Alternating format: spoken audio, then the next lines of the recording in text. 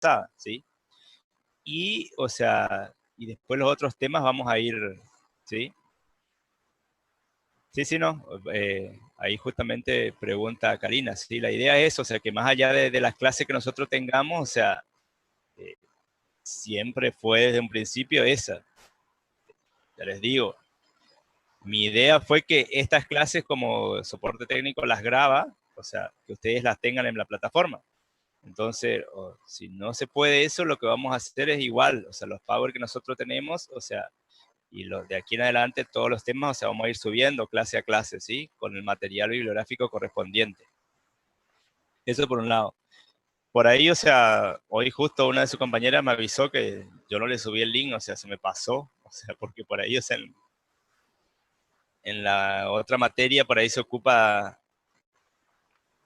el otro docente o la otra compañera con la que doy el Zoom se ocupa de subir el link y a mí se me olvidó que este link lo tenía que subir yo, así que cualquier cosa se le preguntan a Luis, ella también, o sea, por ahí está al tanto del link, así que cualquier cosa, ¿sí? O sea, salvo que yo por plataforma les informe, o sea, algo eh, como que suspendemos la clase o algo, si no, por ahí sí se me pasa a mí de informarle el link, ¿sabes? Bueno, Doc- sí. ayer tuvimos terapéutica con el doctor Sauri y él nos informó de que el sistema es como que está muy congestionado, entonces tardan mucho en pasar la clase grabada. Por eso Ah, es mejor que nos suba los powers o algo que bueno, tenga la clase, bueno, sí. le pasa la clase grabada. Sí, sí, nos vamos a ir haciendo eso, nomás. Entonces, sí, no, es un tema, o sea, porque teóricamente, o sea, también, la verdad que sí que es nosotros por ahí entendemos que para toda la parte de sistemas también, o sea, tienen que manejar una cantidad de materias, una cantidad de docentes, y, o sea, el cuatrimestre pasado, por ejemplo, se había hablado de que incluso las clases, o sea, nosotros la pasemos a sistemas, que ellos la compriman para que puedan, no ocupen tanto espacio en la plataforma, ¿sí? Entonces, a partir de ahí, lo que nosotros hicimos, para no demorarnos en eso y no sobrecargarlos a ellos, directamente, o sea, nosotros subimos un enlace, ¿sí? Que los conecta con nuestro Drive, ¿sí? Donde está la clase, ¿sí? Así que, o sea, yo voy a hablar ahora con el doctor Saurí y directamente le voy a decir para que él suba las dos primeras clases y después a partir de esta ya voy a ir subiendo nomás yo, porque si estamos esperando, la verdad que sí. Eh, yo ya voy a hablar también sobre la fecha de ERA con él y para tener una fecha fija y entonces ya les digo también bien hasta qué tema va a entrar. ¿Mm? O sea, pero él tiene, o sea, incluso yo tengo las clases de él de los dos primeros teóricos de toda la parte de psicosemiología, ¿sí? O lo sube él o lo subo yo, pero igual eso ya está hecho, ¿sí? Y vamos a ir haciendo nomás, sí, sí. Yo le voy a ir subiendo los teóricos con el material y ya le digo, le subo un enlace clase a clase, ustedes van a ver ahí dentro de los materiales un enlace que le lleva al PowerPoint con audio y después también le subo el material bibliográfico. Pero vamos a ir haciendo así nomás entonces para no demorarnos, ¿sí? Así que, pero yo ya voy a hablar ahora con él.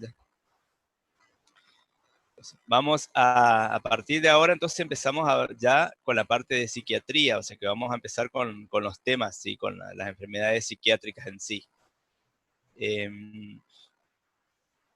No sé si ustedes vieron más o menos el cronograma que está ahí en la plataforma, ¿sí? O sea, si bien, o sea, están otros temas antes, yo voy a arrancar hoy con el capítulo de psicosis, ¿sí? Que es un capítulo bastante amplio y que comprende varios cuadros que nosotros los vemos, ¿sí? Así que eso vamos a arrancar hoy, ¿sí? Con la parte de psicosis y ya con psicosis agudas. ¿Mm? Igual, o sea, todos los temas que están en ese cronograma los desarrollamos, así que quédense tranquilos. O sea, por ahí cambia el orden nomás de algunos para ser más organizados. Entonces, comparto el Power y empezamos con la clase de psicosis, ¿sí?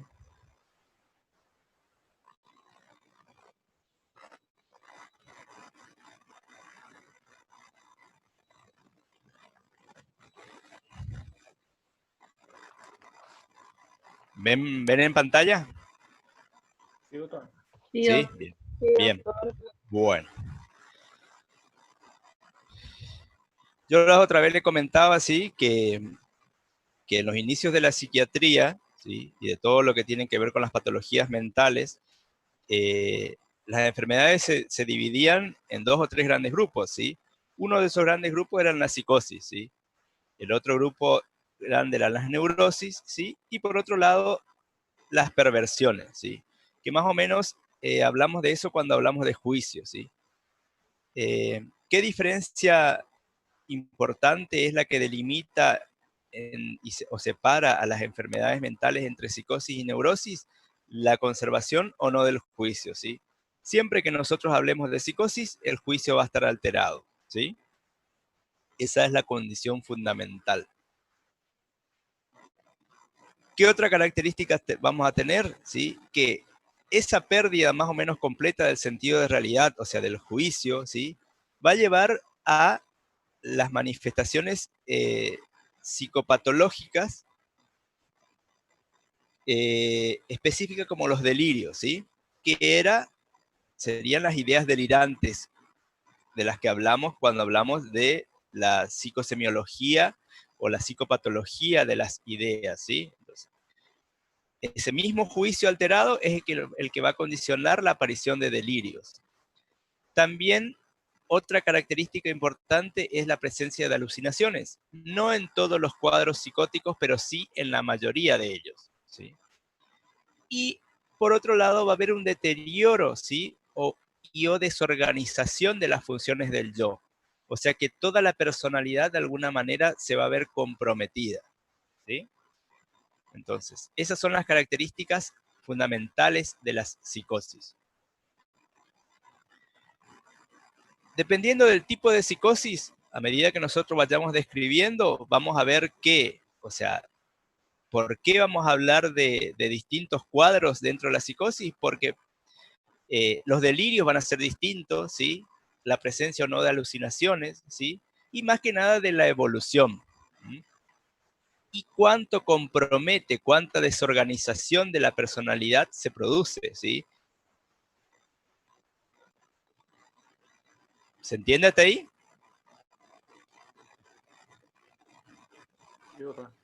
Bien. Bueno. ¿Cómo vamos a clasificar nosotros la psicosis? Va a depender de la evolución en tiempo más que nada, ¿sí? Entonces, por un lado tenemos la psicosis aguda, ¿sí? Psicosis delirantes porque todas, o sea, de alguna manera se caracterizan por la presencia de delirios, y psicosis crónicas. Cuando nosotros hablamos de psicosis agudas, son una serie de cuadros que, o sea, no superan los 6 meses de enfermedad. A partir de los 6 meses, si se mantienen los síntomas psicóticos, ya sea los delirios, las alucinaciones, las conductas desorganizadas, se mantiene más allá de los 6 meses, nosotros ya entramos dentro de lo que son las psicosis crónicas. Dentro de las psicosis delirantes agudas, ¿sí? O sea, dependiendo de los autores, ¿sí? O de la bibliografía que nosotros vayamos a usar, vamos a encontrar determinadas, ¿sí? Vamos a encontrar distintas denominaciones, ¿sí? O depende del manual clasificatorio, si nosotros nos enfocamos en el DSM-5 o nos enfocamos en el DSM o en el CIE-10, ¿sí?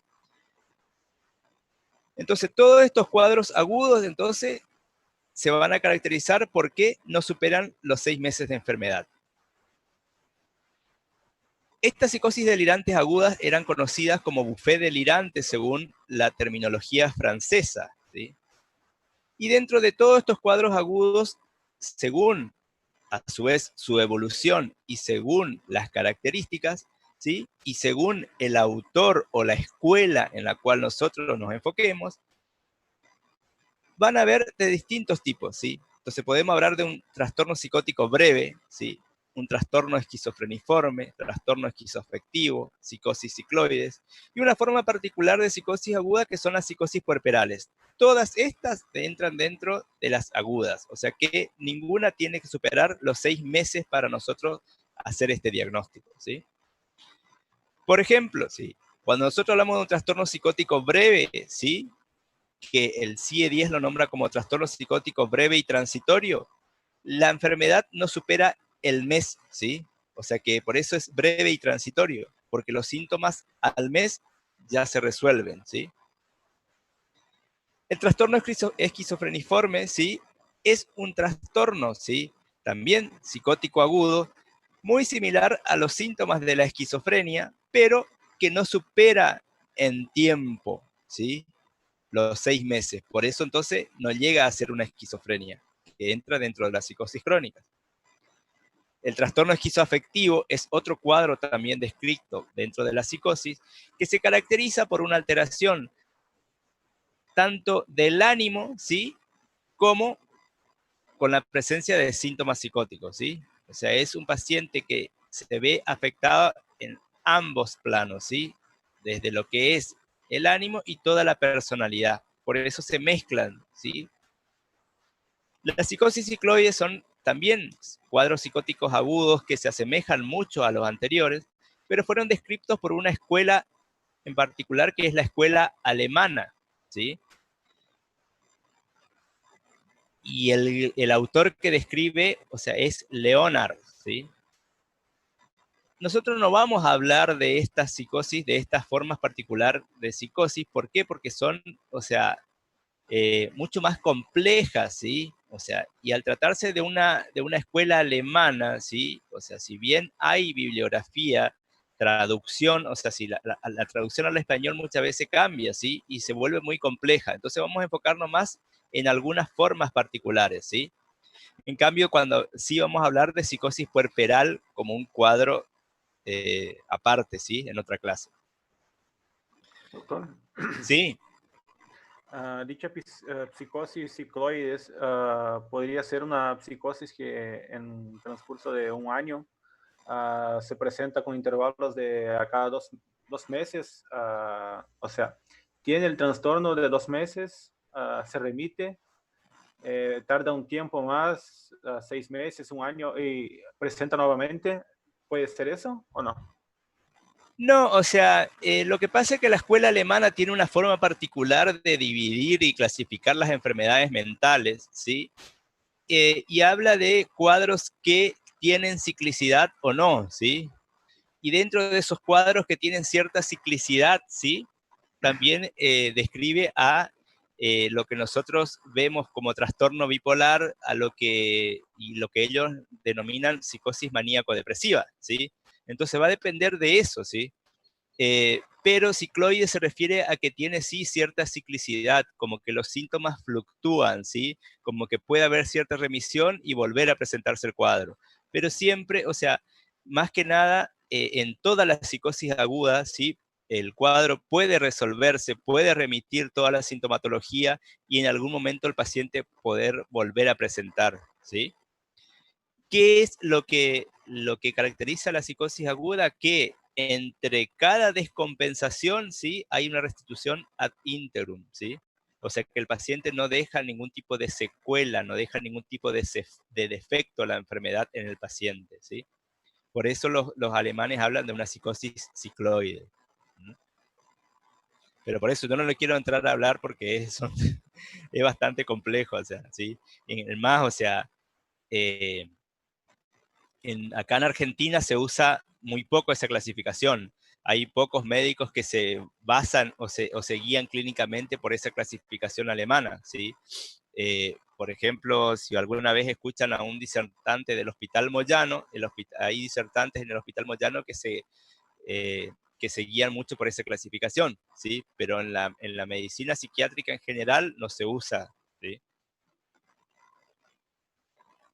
Entonces, doctor, yo tengo un trastorno psicótico breve, Ajá. que, por así decirlo, es cíclico, aparece repetidamente al año, no deja de ser una psicosis aguda. Claro, o sea, siempre que no supere los 6 meses de sintomatología de forma continuada, estamos hablando de psicosis aguda, ¿sí? O Bueno, sea, gracias. incluso estos términos, por ejemplo, o sea, si hablamos de psicosis cicloide, ¿sí? O sea, clínicamente, según la clasificación del CIE-10, ¿sí? O sea, correlaciona, o sea, sería lo mismo que el trastorno psicótico breve, ¿sí? O sea, sino que estamos hablando de clasificaciones y autores distintos nada más. O sea, nos estamos refiriendo al mismo cuadro, ¿sí? Si nosotros vamos a la psicosis crónica, entonces tiene que la enfermedad permanecer por más de 6 meses, ¿sí? Y dentro de las psicosis crónicas vamos a hablar de las esquizofrenias en otra clase, vamos a hablar en otra clase del trastorno delirante o paranoia, ¿sí? Después hay otros autores hablan de psicosis alucinatoria crónica y parafrenia, ¿sí? O sea, dentro de estas, o sea, nos vamos a enfocar en las dos primeras, ¿sí? Que vamos a hablar de las esquizofrenias después y el trastorno delirante en otra clase. Entonces acá, a diferencia de la psicosis aguda, en evolución se mantiene más de 6 meses y por otro lado, también el curso de la enfermedad va a ser distinto. ¿Por qué? Porque va a haber un tipo de secuela o de efecto, ¿sí? Como ocurre en las esquizofrenias. ¿Queda claro ahí hasta ahí la clasificación? Sí, doctor. Bien. Entonces, cuando nosotros nos referimos a la psicosis aguda, ¿sí? O buffet delirante de la escuela francesa, ¿sí? Se describen como estados psicóticos de instalación brutal, caracterizado por la riqueza de síntomas y el polimorfismo de los fenómenos delirantes, por la frecuente presencia de oscilaciones del humor y por la brevedad del episodio que se extiende solo por algunas semanas, ¿sí? Entonces, ¿a qué se refiere esto? De que la instalación, fíjese que le dice brutal. ¿Por qué? Porque de golpe un paciente que hace 3 días era normal, ¿sí? Comienza, ¿sí? Abruptamente con delirios, por ejemplo, de tipo místico, con alucinaciones, con conducta totalmente desorganizada, ¿sí? Y nosotros decimos, ¿qué pasó? ¿Sí? Entonces, esta persona hace 3 días era normal y hoy está totalmente desequilibrada, ¿eh? Dice, riqueza de síntomas y polimorfismo de los fenómenos delirantes. ¿Por qué? Porque el delirio, ¿sí? Cuando nosotros hablamos de la idea delirante, ¿sí? Puede ser de distintos temas, ¿sí? O sea que el paciente puede tener delirios de tipo místicos, de tipo megalómanos, ¿sí? De tipo persecutorios, o sea, cualquier tipo, e incluso el mismo paciente puede presentar, ¿sí? Varios tipos de delirios. También dice se caracteriza por oscilación del humor, ¿sí? Que eso también de alguna manera hace que se correlacione mucho con la psicosis cicloide, ¿sí? Que generalmente afectan el humor. Entonces, y ese humor va a depender también, va a estar muy acompañando a todo el contenido delirante, ¿sí? Entonces, por ejemplo, si el paciente tiene un delirio místico de que él es un mesías, un enviado de Dios, por ejemplo, entonces lo más probable es que el humor del paciente esté desplazado hacia el polo placentero, ¿sí? Pero si el paciente tiene un contenido delirante donde es perseguido, por ejemplo, obviamente que el humor va a estar desplazado hacia el polo displacentero, ¿sí? O sea que el humor en este caso generalmente acompaña, ¿sí? A toda la sintomatología delirante. Por la brevedad del episodio, dice, ¿por qué? Porque se puede extender en algunas semanas, ¿sí? Y dependiendo de la forma específica de la psicosis aguda, entonces no van nunca a superar los 6 meses. Si vamos al cuadro clínico, dice que si bien el cuadro puede estar precedido por una fase de algunos días que se caracterizan por inquietud, amenaza o euforia y excesiva seguridad de sí mismo, el estado delirante propiamente dicho se instala de golpe en algunas horas, ¿sí? O sea que muchas veces no se nota, digamos, ¿sí? Cuándo comienza, ¿sí? ¿Por qué? O sea, puede haber ciertas alteraciones previas, pero que el paciente sigue siendo funcional hasta que el delirio queda totalmente instalado, ¿sí? Y eso ocurre en algunas horas, ¿sí? Entonces, como yo les decía antes, va a haber una afectación brusca del estado emocional asociado a toda esta alteración del juicio y el pensamiento con la manifestación delirante, ¿sí? Y que toda la conducta, ¿sí? Va a estar desorganizada porque también este paciente va a actuar en función de ese delirio, ¿sí? Entonces, si volvemos al ejemplo anterior el paciente cree que es un Mesías, ¿sí? Un enviado por Dios, entonces se va a sentir animado, ¿sí? Con su humor placentero. Incluso va a actuar, dice, bueno, yo soy el Mesías, entonces salgo a predicar, ¿sí? Se viste como si fuera un enviado de Dios y sale a la calle a predicar. Entonces la conducta también va a estar condicionada, va a acompañar ese contenido delirante. ¿Se entiende hasta ahí? Doctor, una pregunta. Sí. En ese transcurso de ciertas horas en el que se instaura el cuadro psicótico, ¿el paciente no es consciente del cambio? ¿No se da cuenta de decir por qué estoy pensando esto? ¿No tiene lógica? No, en esa, no. O sea, puede haber, sí, un momento previo, sí, pero generalmente, o sea, el paciente no tiene noción, sí. O sea, nosotros cuando hablábamos de delirio, dijimos que, o sea, el delirio aparece porque el juicio está alterado. El juicio se altera y el paciente pierde esa capacidad de discernir qué está bien, qué está mal, ¿sí? Entonces el paciente va a vivir, va a actuar, ¿sí? En función de esa creencia, ¿sí?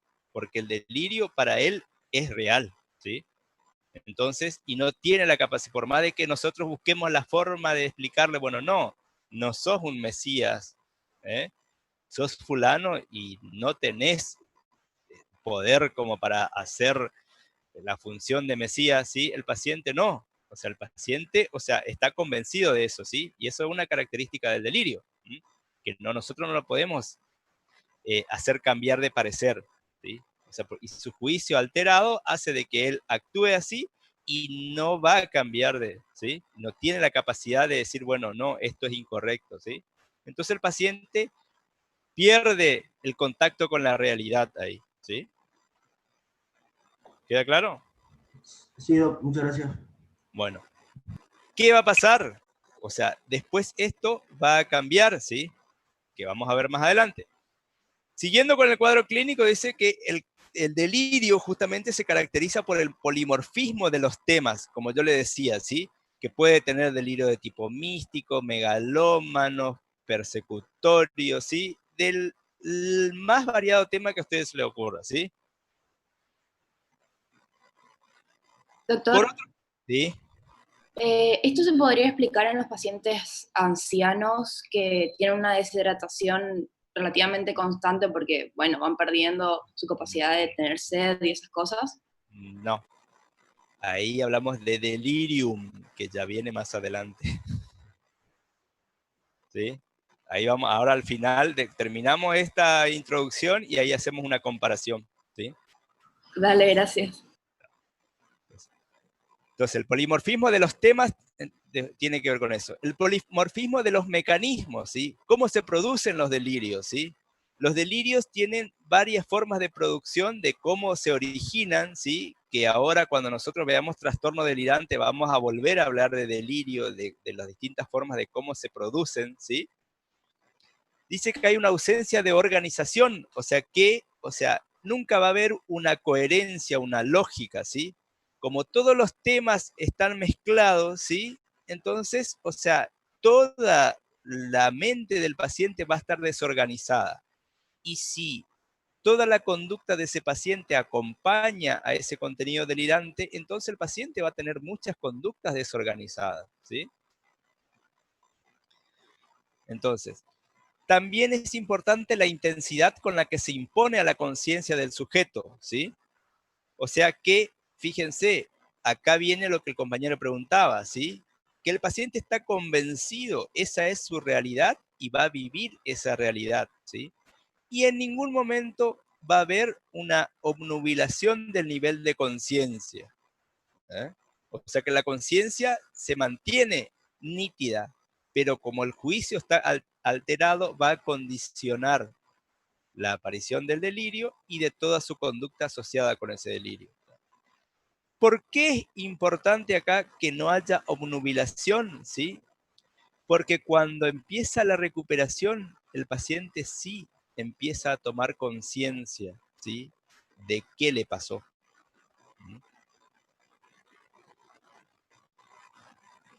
Después vamos a ver, por ejemplo, en la forma particular de psicosis puerperal, que sí la conciencia tiene fluctuaciones, ¿sí?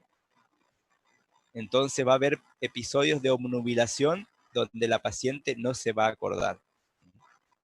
O también vamos a ver ahora comparado con el delirium, ¿sí? Que es lo que la compañera preguntaba de los pacientes ancianos. En el delirium, ¿sí? Con terminación UM, ¿sí? Está hablando de que el cuadro se debe a una causa orgánica, ¿sí?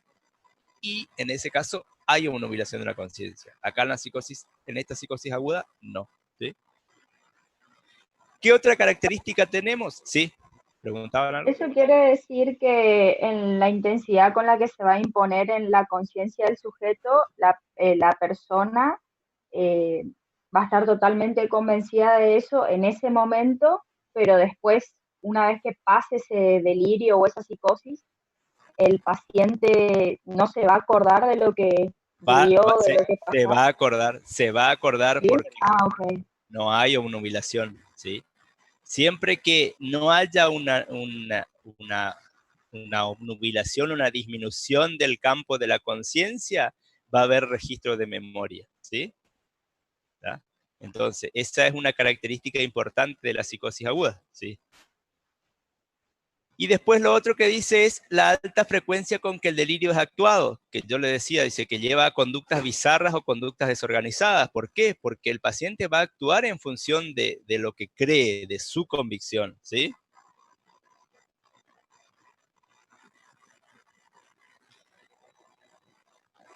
Entonces, ¿cómo va a evolucionar ese delirio agudo? Dice, lo habitual es la evolución hacia la cura en algunos días, como máximo en algunas semanas, ¿sí?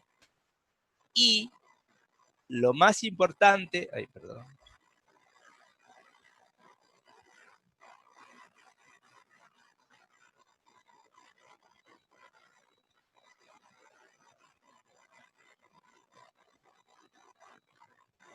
Que se me adelantó.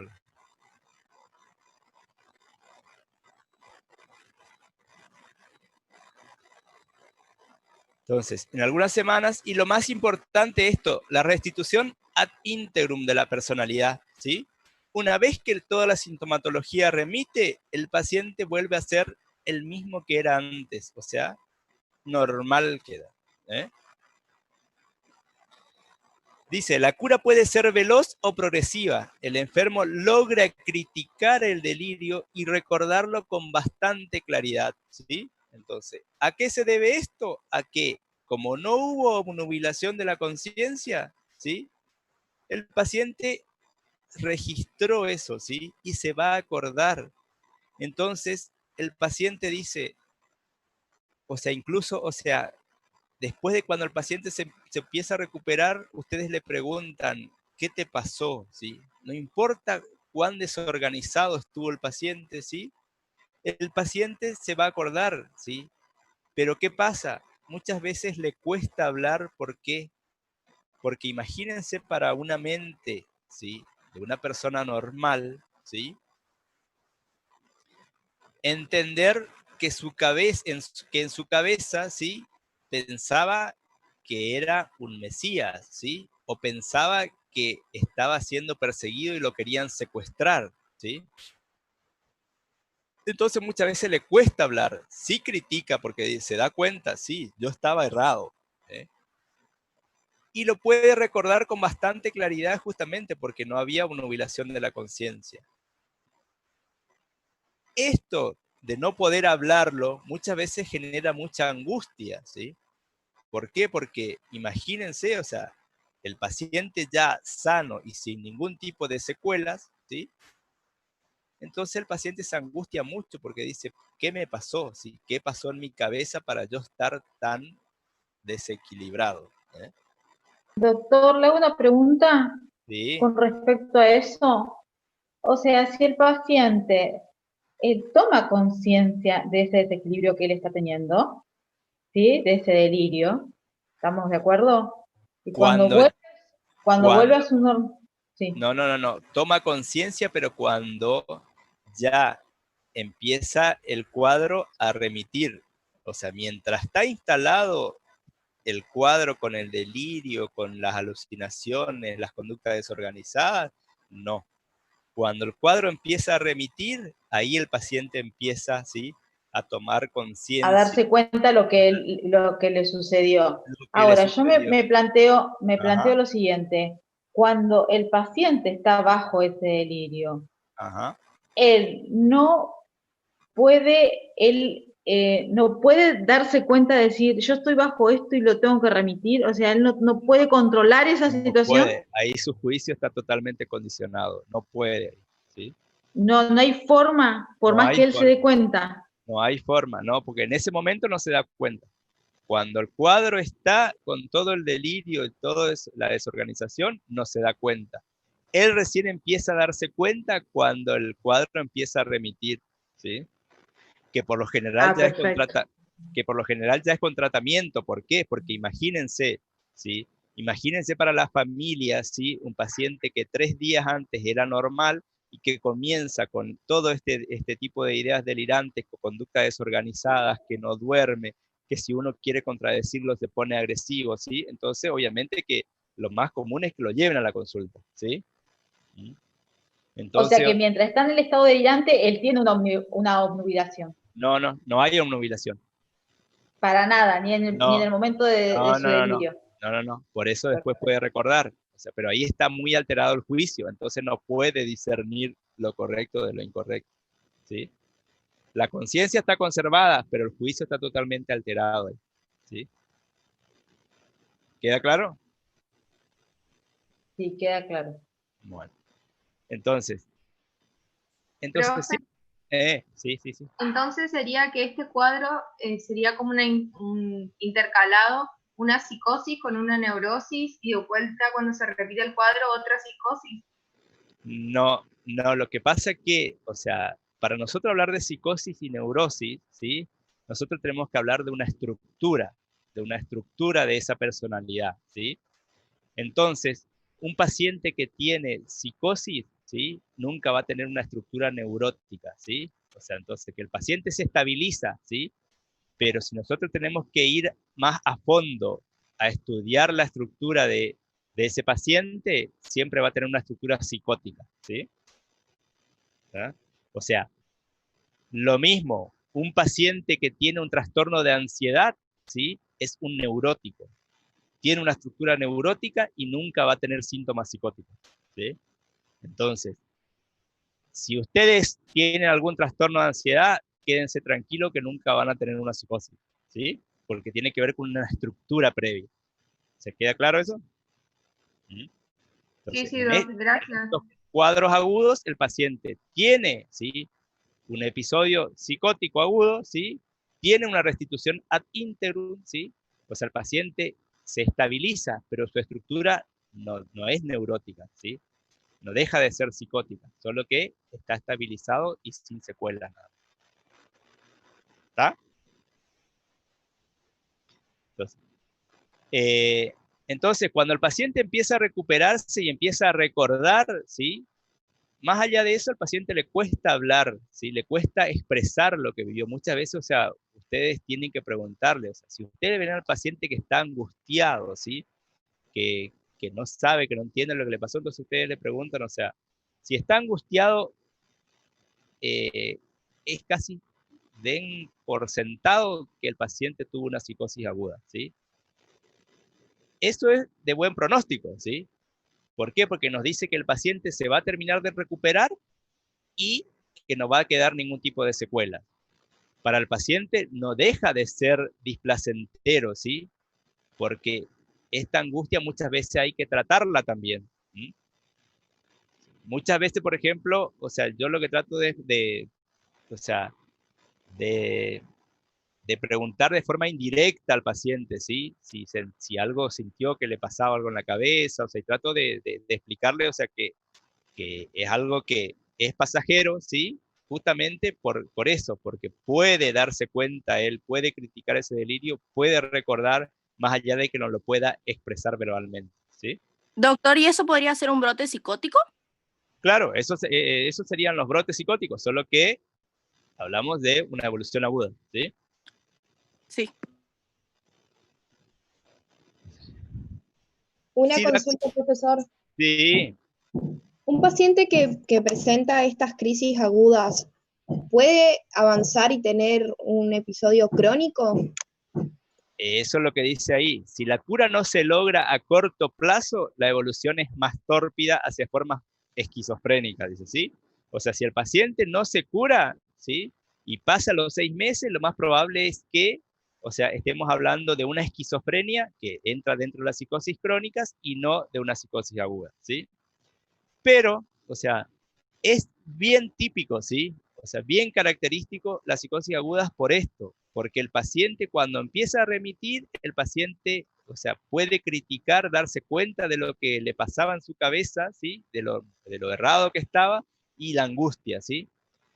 Otra cosa, si el paciente, o sea, como yo le decía, esto puede presentarse en forma cíclica, o sea, que el paciente tiene un episodio psicótico agudo, ¿sí? Se remite ese episodio, tiene una restitución ad integrum, el paciente queda normal otra vez, retoma toda su vida, todas sus actividades, ¿sí?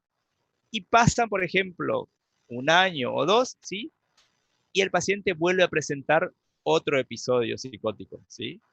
Entonces, en esos casos, generalmente, el paciente siempre va a presentar un episodio de forma aguda, ¿sí?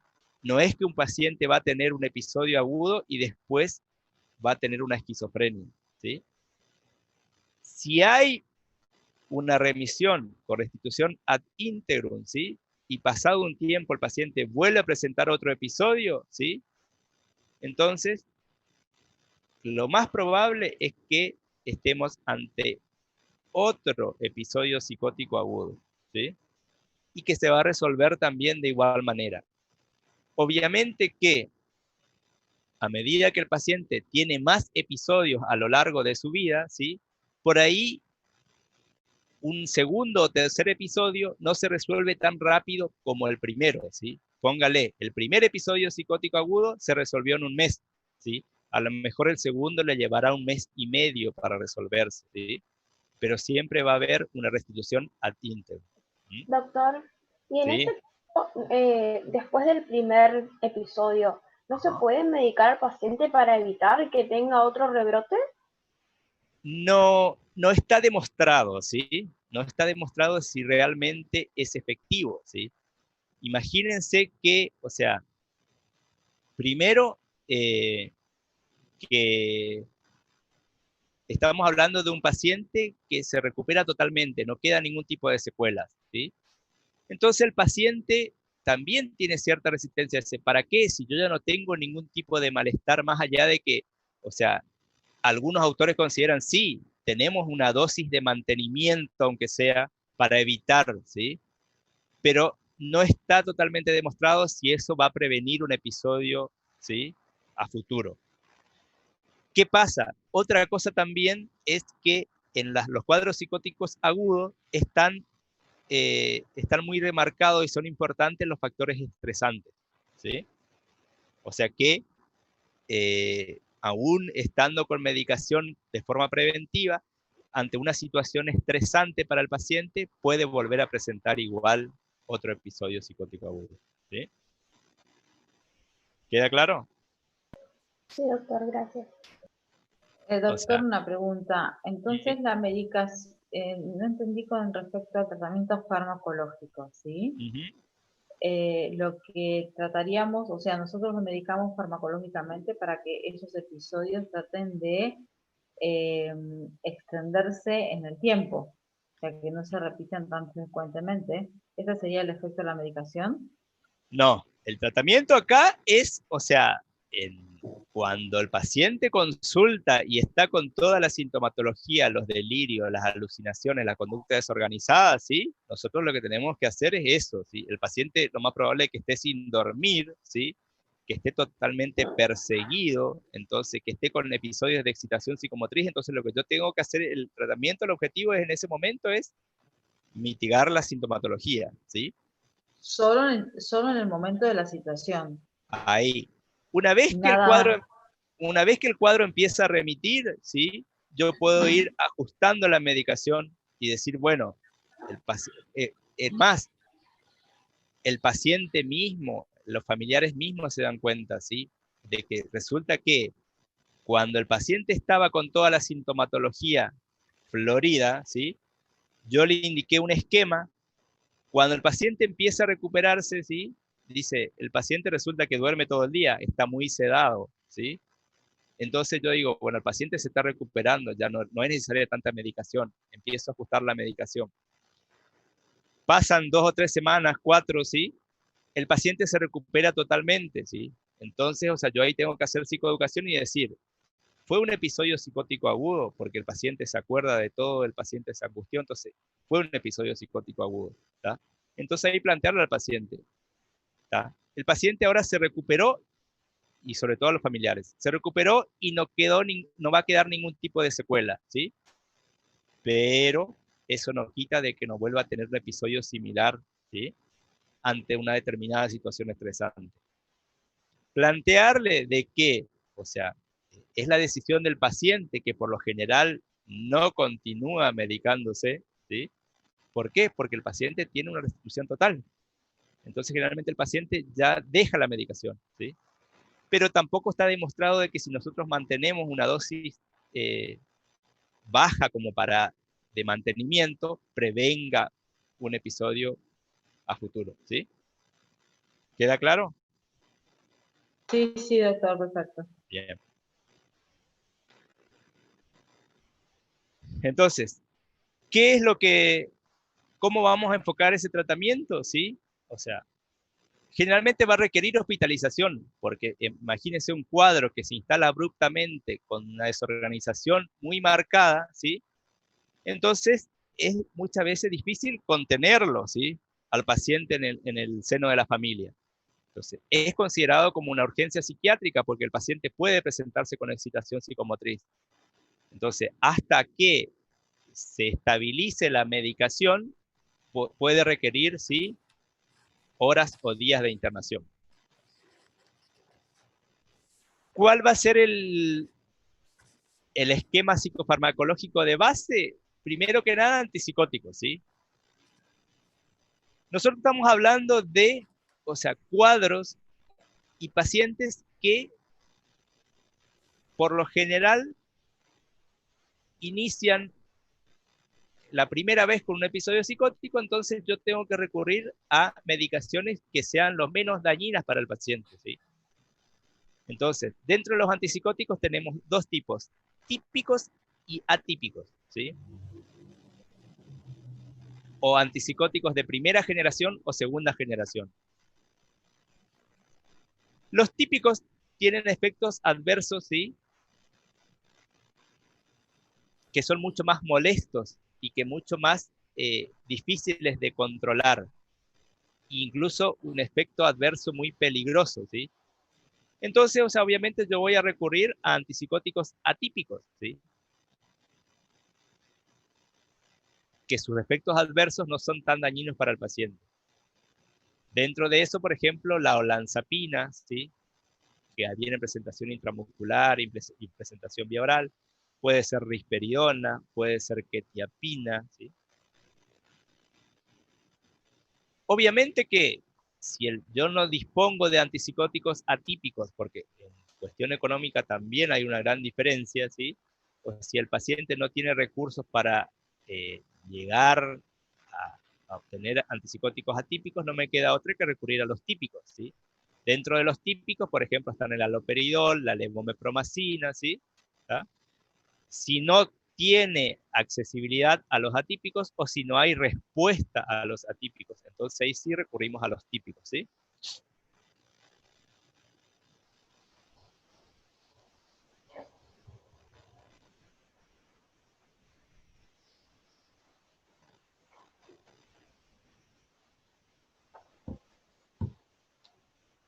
A su vez, además de los antipsicóticos, ¿sí?, no importa qué antipsicótico yo use, si el paciente está muy inquieto, con mucha inquietud y mucha ansiedad, yo puedo agregar una benzodiazepina, ¿sí?, tipo clonazepam, diazepam o lorazepam, ¿sí?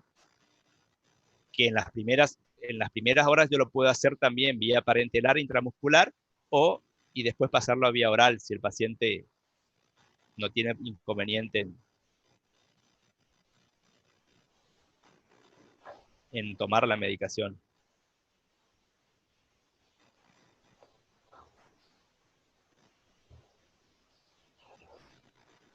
En muchos casos, sí, estas psicosis agudas pueden presentarse con trastornos motores, ¿sí? Como estupor y catatonía, donde el paciente, sí, psicótico, en el paciente psicótico predomina la alteración motora, ¿sí? La inhibición motora sobre todo. En esos casos, o sea, muchas veces no responde a ningún tipo de medicación vía oral y la única manera de ayudar al paciente es mediante la terapia electroconvulsiva.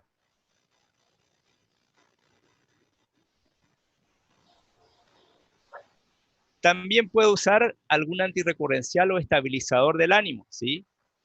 Como habíamos dicho en la clínica, se acompaña de mucho trastorno del estado de ánimo que va a acompañar el contenido delirante, ¿sí? Entonces puedo usar litio o valproato o ácido valproico sería, o carbamazepina, ¿sí? O también en caso de que haya mucha agitación o agresividad, ¿sí? Estos también se usan para eso, para disminuir la impulsividad y la agresividad. Dijimos que cuando el paciente empieza a remitir su cuadro y se angustia mucho, ¿sí? Incluso puede llegar a deprimirse. Entonces, o sea, yo también puedo llegar a requerir un antidepresivo. Y acá es importante la psicoterapia, ¿sí? Para hacer sobre todo psicoeducación al paciente, de explicarle qué es lo que le pasó, ¿sí? Y qué es lo que le puede volver a pasar, ¿sí? Y entonces sobre todo trabajar en eso, en cómo manejar los factores estresantes, ¿sí? Para evitar un episodio posterior. Profe, una pregunta, ¿ejemplos de antidepresivos más usados? Dentro de los atípicos, ¿sí? Risperidona, por ejemplo, ¿sí? Olanzapina, que es el que le dice acá, quetiapina. Dentro de los típicos, haloperidol es el prototipo, levomepromacina, clorpromacina, ¿sí?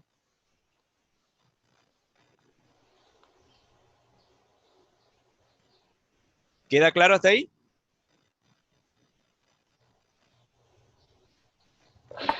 Sí, profe. Bueno. Entonces acá, como le dije, la psicoterapia tenemos que trabajar los factores estresantes. Doctor. ¿Sí? Eso es lo que le estaba por preguntar, si sirven los antipsicóticos para manejar los factores estresantes nomás. O sea, no evitamos un cuadro, No, otro cuadro. en realidad, o sea, acá en esa parte es más importante la psicoterapia. ¿Por qué? Porque el paciente tiene que aprender de alguna manera a cómo lidiar con todas las situaciones que le generan estrés, ¿sí? ¿Tá? O sea, los antipsicóticos, porque generalmente el paciente, una vez que se recupera totalmente, ¿sí? Es muy difícil que continúe con la medicación, ¿sí? Y como les dije anteriormente, no está totalmente demostrado de que si el paciente sigue medicado va a evitar una crisis posterior. Entonces, o sea, acá por lo menos se trata de insistir en que el paciente mantenga la psicoterapia, ¿sí? Para eso, para manejar las situaciones estresantes y hacer psicoeducación sobre todo a su cuadro, ¿sí? ¿Queda claro Sí, hasta ahí? Bien.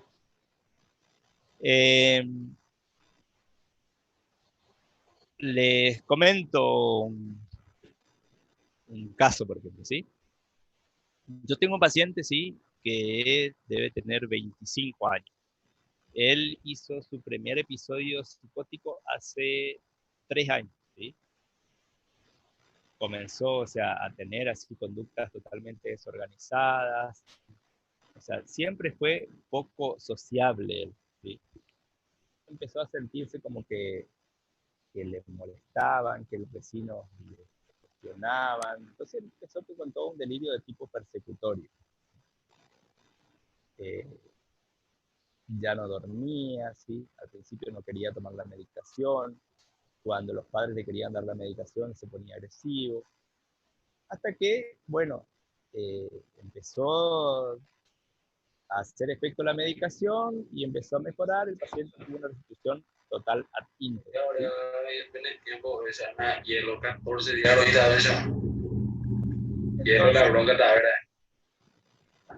Gracias a todos, gracias a todos. Entonces, ¿sí? Este pacientito siempre se manejó de manera muy independiente, ¿sí? Siempre se manejó de independiente, más allá de que vivía todavía con sus padres, pero él siempre trataba de, para él era muy importante tener su independencia, tener su plata, ¿sí? O sea, ahorrar sobre todo plata. Entonces cuando se recupera, él dice, bueno, yo me voy nuevamente, ¿sí? Se fue desde acá y se fue a trabajar. Y empezó a trabajar de personal de seguridad en un supermercado, en una cadena de supermercados en Buenos Aires, ¿sí? Una cadena bastante conocida de supermercados.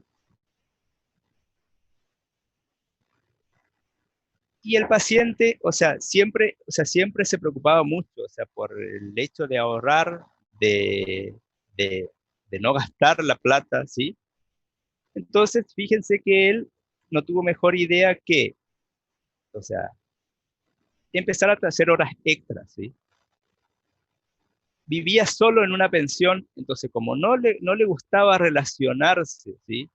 No le gustaba relacionarse con su entorno, con el lugar donde vivían, entonces prefería estar todo el día trabajando, ¿sí? Con eso ganaba más plata, se ahorraba en la comida, porque en el lugar de trabajo le daban la comida cuando estaba todo el tiempo ahí, ¿sí?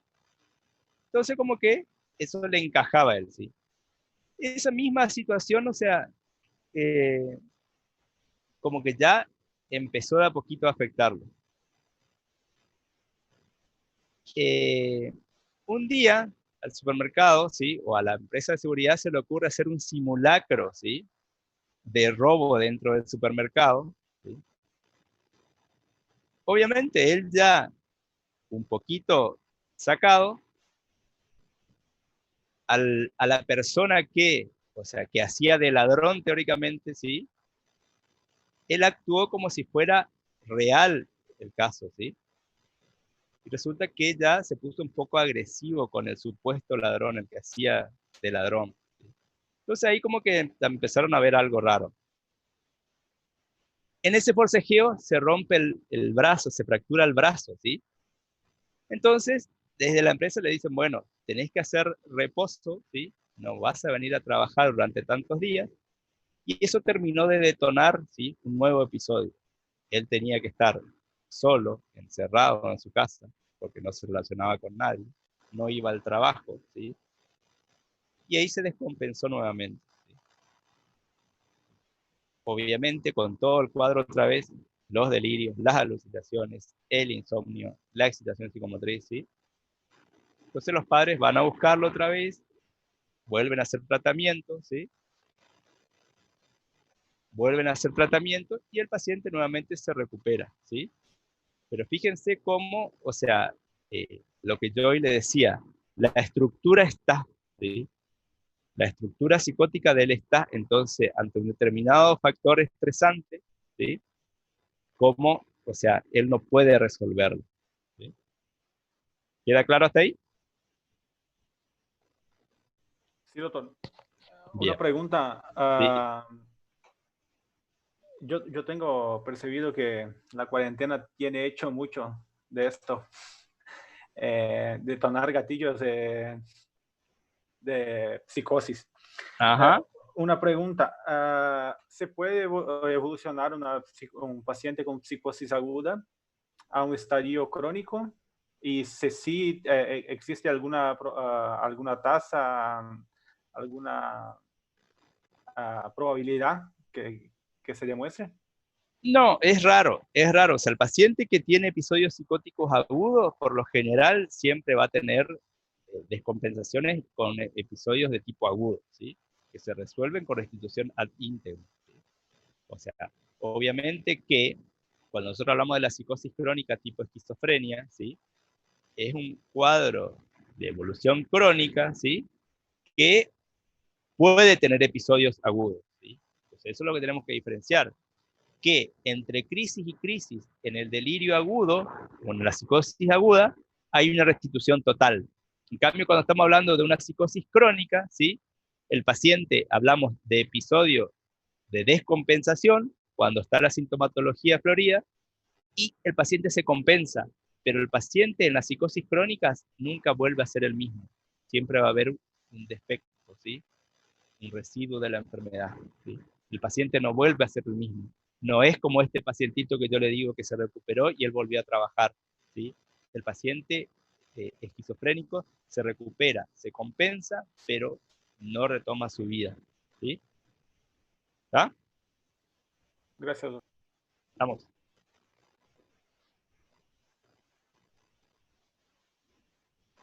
Ahora entonces vamos a lo que hoy hablaba la compañera, ¿sí? Delirio versus delirium, ¿sí? Cuando, o sea, el delirium, ¿sí? El delirium no tiene nada que ver con la psicosis, ¿sí? No entra dentro del capítulo de psicosis, ¿sí? Nosotros al delirium lo vamos a encontrar dentro de los manuales clasificatorios, dentro de los trastornos neurodegenerativos, o sea, junto con las demencias, ¿sí? ¿Por qué? Porque es mucho más común justamente en todos aquellos pacientes donde hay cierto deterioro, ¿sí? A nivel orgánico cerebral, o cierta inmadurez a nivel cerebral como ocurre en los niños, ¿sí? Pero yo les hablo acá para hacer esa diferenciación, ¿sí? Que una cosa es hablar de delirio y otra cosa es hablar de delirium, ¿sí?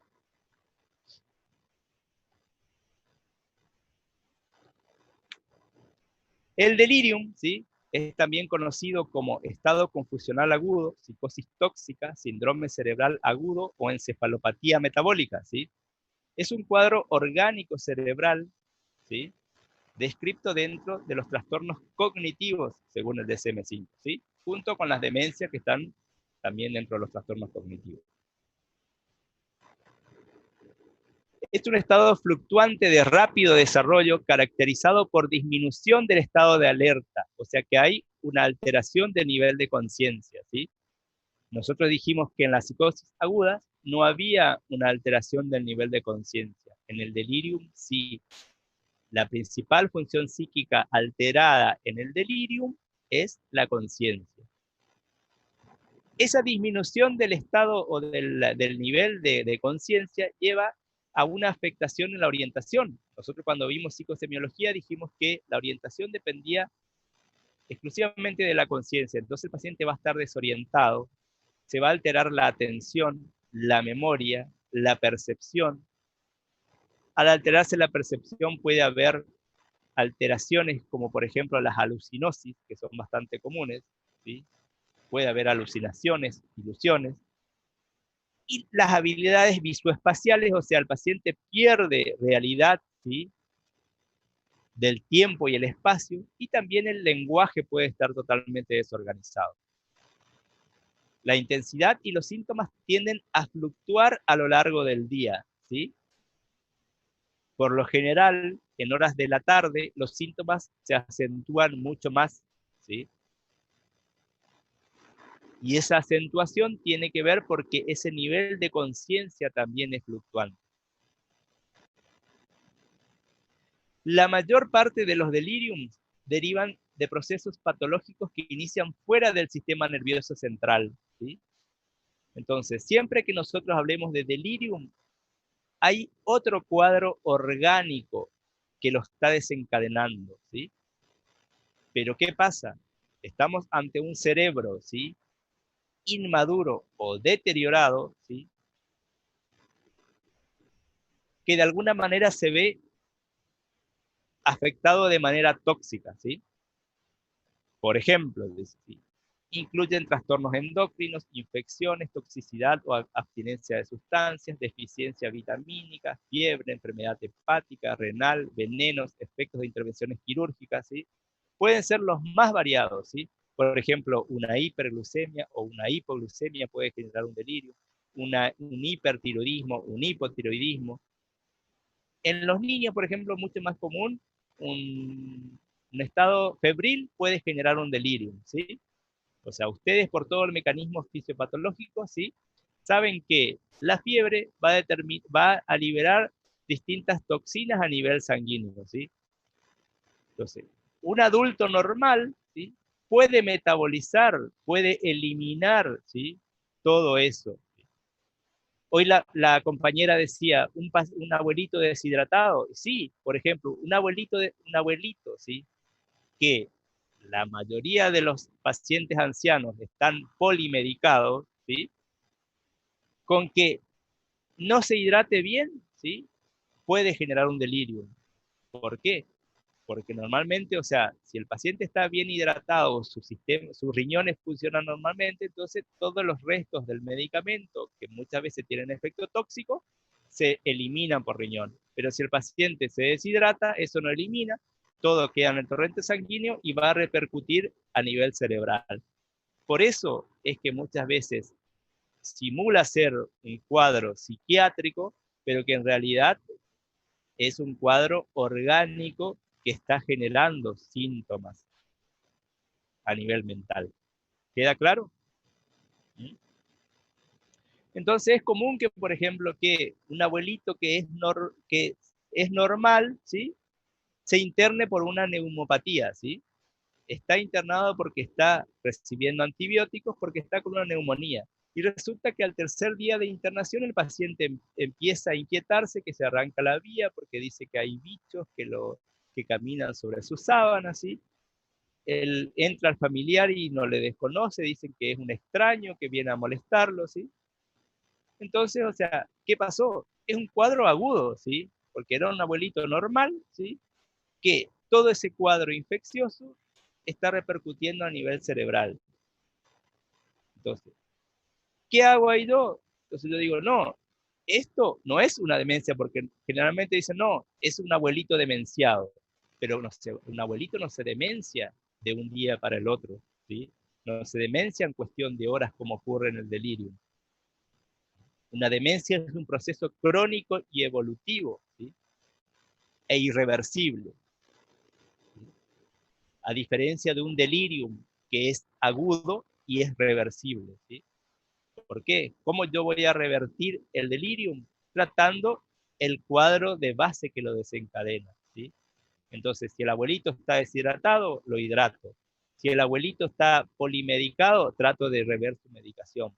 Si el abuelito está hiperglucémico, y bajo su glucemia. Si el abuelito está con un problema renal, y entonces tendré que ajustar sus medicaciones, ¿sí? De acuerdo a su clínica renal, ¿sí? Obviamente que más allá de eso, hasta que se resuelva el cuadro médico que lo está desencadenando, muchas veces se requiere, ¿sí? Porque si yo digo, bueno, sí, el abuelito tiene que hidratarse, pero yo le pongo la vía y se arranca, ¿eh? Entonces muchas veces requiere, sí, que el abuelito esté sedado, ¿sí? Entonces por ahí puedo usar algún antipsicótico a dosis baja, por ejemplo, aloperidol en gotas o aloperidol en dosis mínimas, ¿sí? Pero, o sea, lo que va a mejorar en realidad el cuadro es revertir el cuadro clínico que lo está desencadenando. ¿Sí? ¿Queda claro?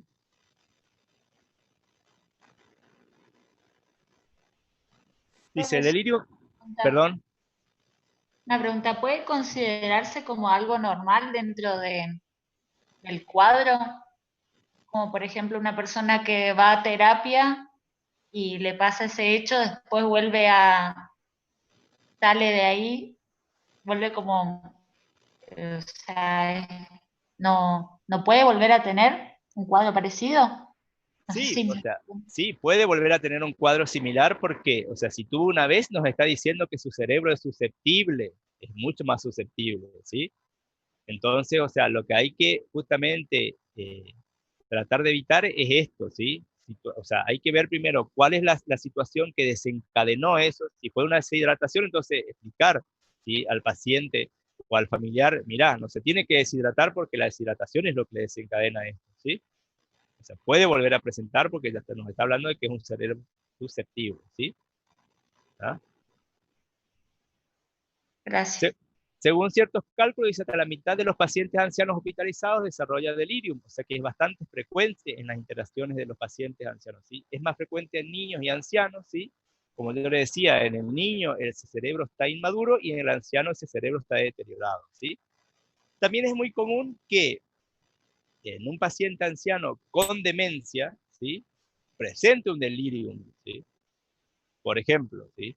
Viene el mismo paciente con una neumopatía, pero a diferencia de que no es un paciente anciano normal, sino que ya viene con el diagnóstico de demencia.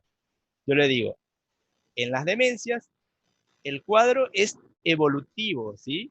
O sea que no hay cambios bruscos de un día para el otro. Entonces, este paciente con demencia es mucho más propenso también a presentar un delirio. Entonces, sobre esa demencia, ¿se puede instalar un delirium? Sí. Entonces, si el paciente demenciado estaba dentro de todo tranquilo, o sea, tiene trastornos en la memoria, se desorienta, ¿sí?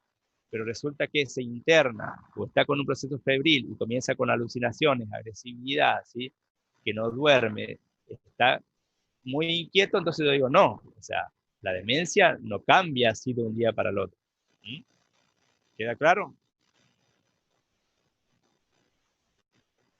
Generalmente los cuadros, o sea, de abstinencia o de intoxicación alcohólica también puede dar un delirium. Ahí entonces el tóxico es externo, ¿sí? Si vamos a la etiología del delirium, ¿sí? Tenemos delirium debido a otra afección médica, ¿sí? Delirium por intoxicación de sustancias, como yo le decía, por alcohol, por ejemplo. Delirium debido a etiologías múltiples, un paciente que tiene falla multiorgánica es muy común que tenga delirium, ¿sí?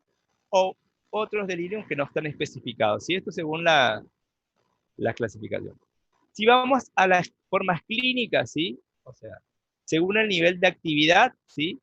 Entonces puede ser con hiperactividad, con hipoactividad o con nivel de actividad mixto, ¿sí? Obviamente que el que llama más la atención es el que tiene hiperactividad, el abuelito que se arranca la vía, que le pega a la enfermera, que le pincha al familiar, ¿sí? O sea, ese es más molesto. Muchas veces el delirium se acompaña de hipoactividad. El paciente, el abuelito que está planchado todo el tiempo, también su nivel de conciencia está alterado. Pero como cursa con hipoactividad, no llama tanto la atención. Entonces también hay que tener en cuenta eso, ¿sí? Y según su duración puede durar horas o días o semanas o más. Siempre va a estar asociado a la resolución del cuadro que lo desencadena, ¿sí? En cuanto a su evolución, dice, por lo general el delirium se resuelve una vez resuelta la causa médica que lo origina, y a diferencia de los delirios agudos, en el delirium no se critica ni recuerda la presencia de estos delirios. ¿Por qué? Porque hay una alteración del nivel de conciencia, ¿sí? Entonces, en el delirium, la principal función psíquica alterada es la conciencia. Eso, la modulación de la conciencia, no permite que haya registro de memoria, o sea que el abuelito se recuperó, se va a su casa como si nada hubiera pasado y él no se va a acordar, ¿sí?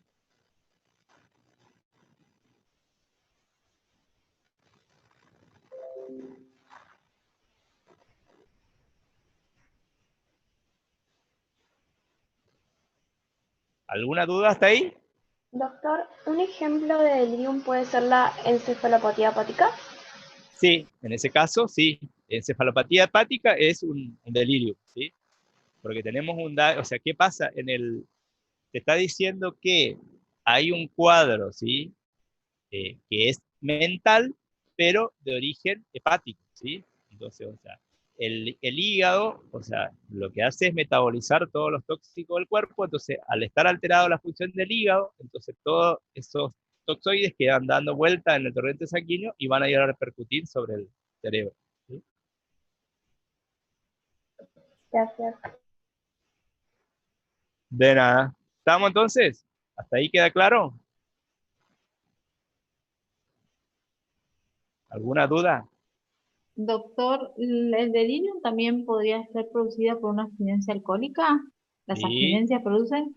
las abstinencias producen delirium, ¿sí? ¿Tanto alcohólica como de cualquier fármaco? Y de cualquier fármaco, ¿sí? O sea, el más En el alcoholismo hay una forma particular de delirium que se llama delirium tremens, que es un cuadro grave, ¿sí? O sea, que requiere, o sea, que muchas veces se presenta hasta con convulsiones y pueden llevar a la muerte del paciente. O sea, estamos hablando de alcoholismo crónico, ¿sí? Donde el paciente ya tiene, ¿sí? Un daño a nivel hepático, ¿sí? Y muchas veces a nivel de otros órganos, ¿sí?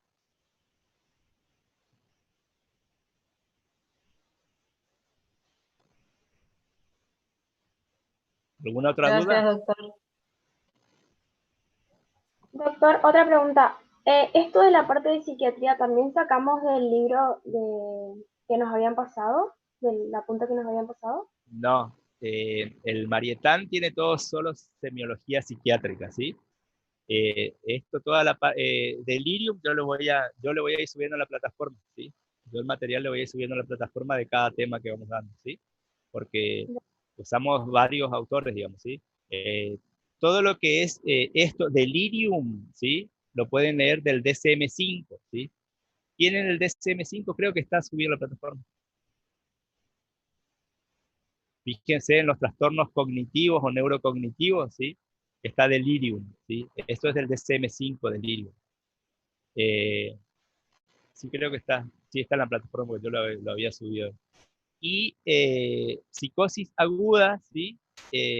A los que están por ahí en Santo Tomé, la biblioteca que está al lado de la facultad tiene un capítulo de psicosis que es del Suárez Richard, es el libro, ¿sí? Es un libro más chiquito. Después, otro libro que solemos usar es el Marchand Chablón, ¿sí? Pero yo le voy a ir diciendo tema a tema qué capítulo vamos a usar e incluso le voy a ir subiendo en la plataforma el material, ¿sí? O sea, yo esta clase ya, para no esperar, digamos, ¿sí? Le voy a, le voy a ir subiendo, ¿sí? Estos días cuando pueda ya le subo la clase y el material. Bárbara, los trabajos prácticos, y no sé porque los trabajos prácticos se ocupa el doctor Saurí, así que tienen que preguntarle a él, la verdad yo me ocupo o sea, quedamos así, yo me ocupo de toda la parte teórica y él se ocupa de la parte práctica, así que la verdad que desconozco los horarios que le asignaron a práctica. Doctor, Sí, hablaste sobre ese señor del mercado. Yo me recordé de una situación. Dijiste que una persona normal o que tiene neurosis no puede tener un cuadro de psicosis, ajá, pero cuando hablaste de eso, yo me recordé de un caso de una persona que parecía normal, nunca tenía tomado ninguna medicación, era como que gerente de un supermercado, pero trabajaba mucho, no sé si se alimentaba bien, qué pasó, pero de un día salió a la calle y no volvió, como que se ajá, puso loco, hacía cuevas como un perro en ajá. el patio, y viste que él se fue y nunca más volvió a la conciencia normal, pero parecía ser una persona normal.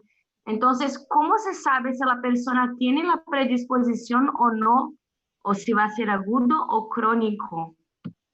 Y, o sea, en toda la psicosis, ¿sí? Hay cierta carga hereditaria, ¿sí? O sea, siempre que tenemos que descartar antecedentes familiares, ¿sí? Si el cuadro va a ser agudo, ¿sí? O sea, sí o sí tiene que resolverse antes de los 6 meses, ¿sí? Si no se resuelve antes de los 6 meses, ya no es agudo.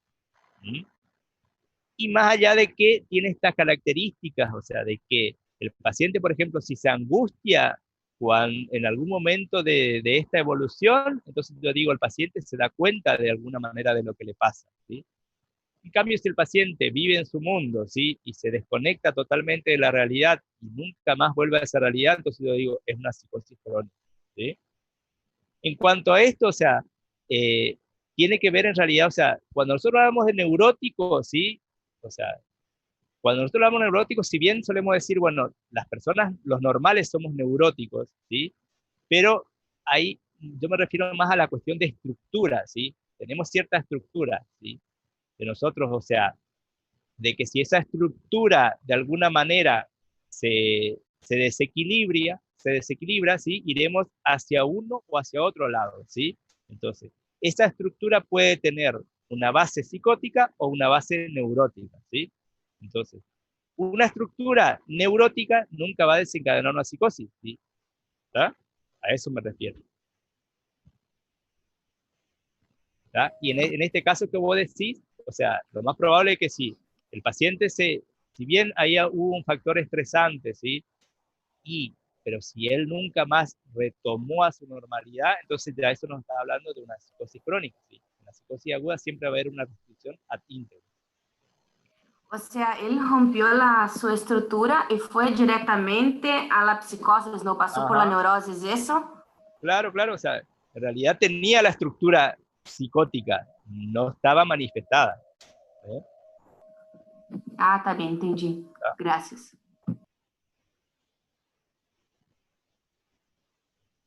¿Alguna otra duda?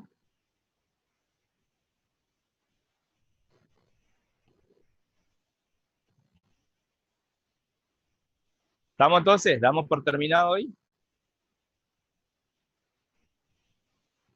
Gracias, Doc. Bueno.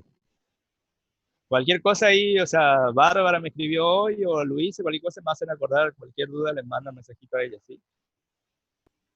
Gracias, doctor. Dale. Gracias, doctor. Yo ya por ahí el fin de semana, los primeros días de la semana que viene, yo ya le subo el material y la clase, ¿sí? Le voy a subir nomás a la plataforma ya hablo con Sauri también, ¿sí? Gracias, doctor. Buen fin de semana. Dale, gracias igualmente. Gracias, Doc.